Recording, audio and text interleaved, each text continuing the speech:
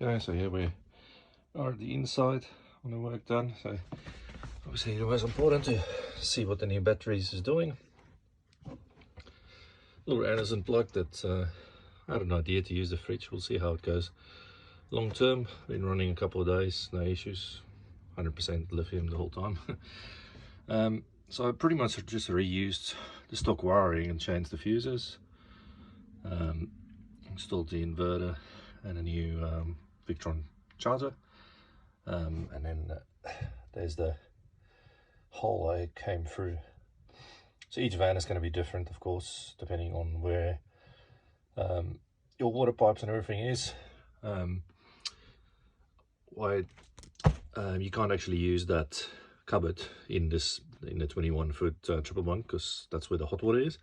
So I thought, that's a good spot to put the little BMS, so you don't have to try and run something right through all the way and get in here. Ideally it would have been here, but there's nothing in there. So that's the solar controller we changed as well. That's working brilliantly. Doing a bulk charge top up this morning, nearly finished. And yeah, that's pretty much it. Just keep it all stock. I'll show you the outside. Okay, so outside of the electrical setup, I've got a little box behind there that I'll show you in a second. But I put these mud flaps on, just hoping that it will protect a little bit more. I do have stone stompers coming as well that I'll install and probably to show you what it looks like. Unfortunately, I couldn't put it all the way to the left because of the stabilizing legs being in the way a little bit. So hopefully that stops enough. So here's the business end overall. So everything now runs into here. And just excuse the mess. I'm still gonna tidy it up, but I put a thing. So I just used the links power in bus bar. So it's got the positive there on the top and then the negative in the bottom. Worked really well. This is just some electrical box that screws in. I'll probably get like an alloy plate or something made up to go maybe around here or something to protect it even further. So this is the big 95mm wire that then goes around here into there on the caravan on the floor, and the little Anderson plug and the diesel heater and stuff also goes in here. So this is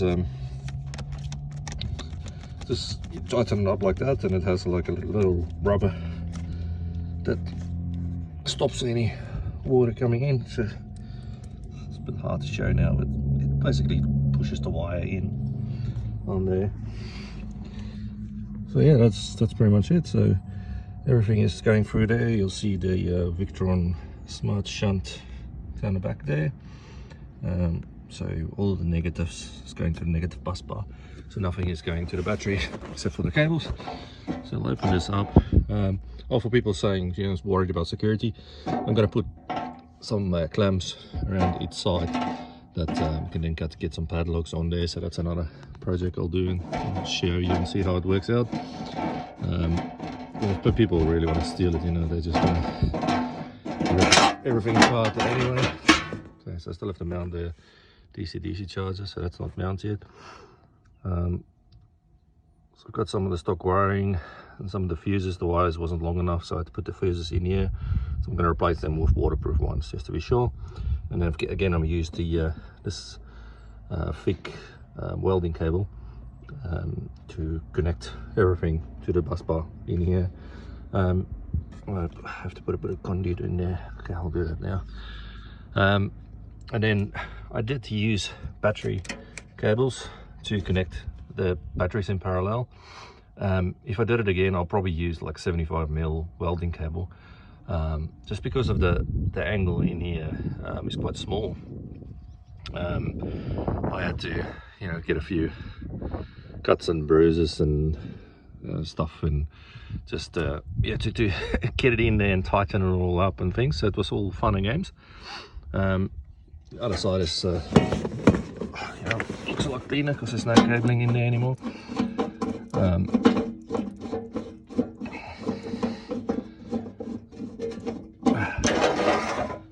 it, there's just the 2 battery cables that goes to the terminals.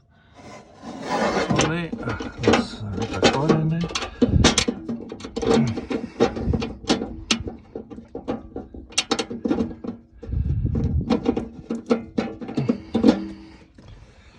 Okay, so that's it, guys. I'll let you know how it goes. I'm a little bit worried about protection on this, so I'm gonna do, before we do any big gravel roads, that should provide a lot better protection than we had before.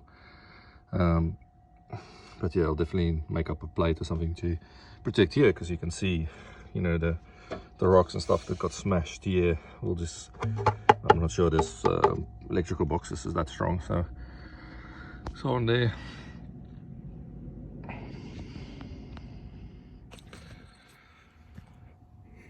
So yeah, thanks everyone for watching the video, and let me know what you think or what you don't like. I'm not the cleanest person, I would say, in wiring and that sort of stuff, but at least it works, and I'm always on the safety side, making sure everything's got fuses.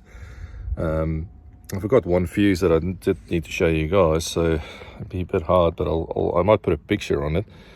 But there's a little fuse that I used in this battery box for the wire.